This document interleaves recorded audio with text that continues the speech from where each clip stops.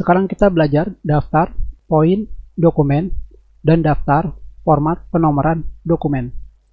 Seperti yang kalian lihat di sini, sebelumnya kita memiliki yang namanya poin dokumen dan format penomoran dokumen, tetapi sekarang sudah tidak ada. Dan sekarang di sini kita buka dokumen baru.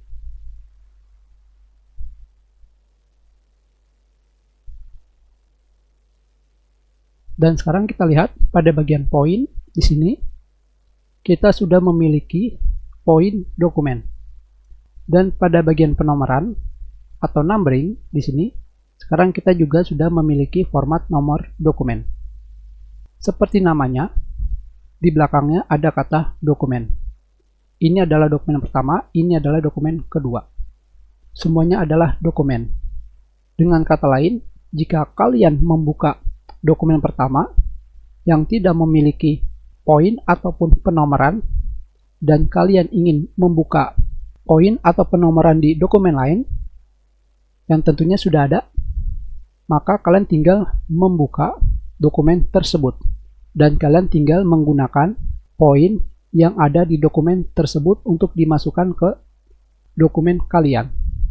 Hanya seperti ini saja. Kita ketikkan poin 1, poin 2, poin 3. Penomoran 1. Kita berikan numbering.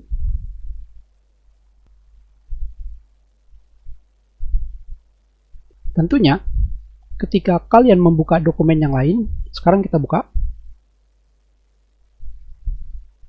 Dan sekarang kita lihat pada bagian poin dokumen, sekarang kita juga memiliki poin yang ada di dokumen ketiga.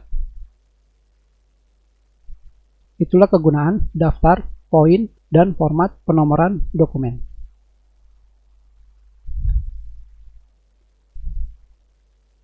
Sekarang kita lihat pada bagian penomoran.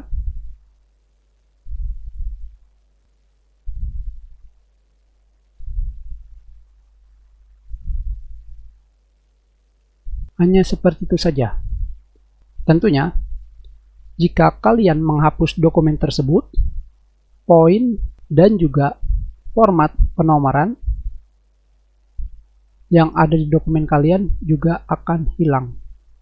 Tentunya ini tetap ada karena kita di sini memilikinya.